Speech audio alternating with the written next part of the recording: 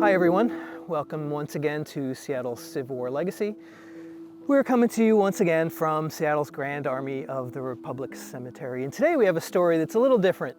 We're not going to talk about the mud and blood of the battlefield. We're just going to talk about Richard Powell and his wife Nellie and how they met.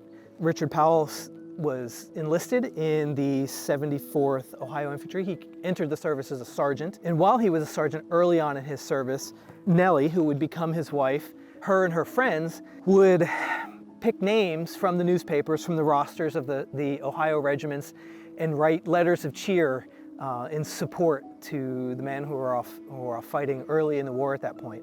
Nellie would write a letter to Sergeant Powell in hopes of lifting his spirits and keeping him, strong on the battlefield. And of course, Richard Powell wrote back to Nellie, and she again wrote back to him, and they continued to correspond through the war.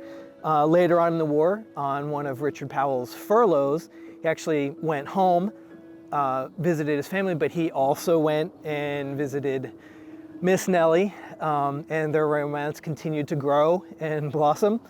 In June of 1865, right at the conclusion of the war, and then at that point, Lieutenant Powell, he became the adjutant of the 74th Ohio. When he went home, seems like the very first thing to check off on his list was to get married to Miss Nellie, and in June of 1865, she became Miss Nellie Powell, the wife of Richard Powell.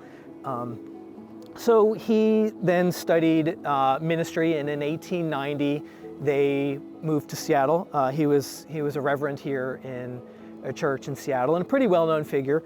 His wife was equally or probably more well-known figure in the church community and Seattle civic community in general. And when she passed away, included in the obituary and the reporting of her funeral is to that point, and she was considered to be the largest and most well-attended funeral of all the funerals in the Grand Army of the Republic Cemetery. It was not for a famous soldier, for a well-known political figure that had been a soldier. It was actually Miss Nellie Powell, well known for her work in the church and in the community.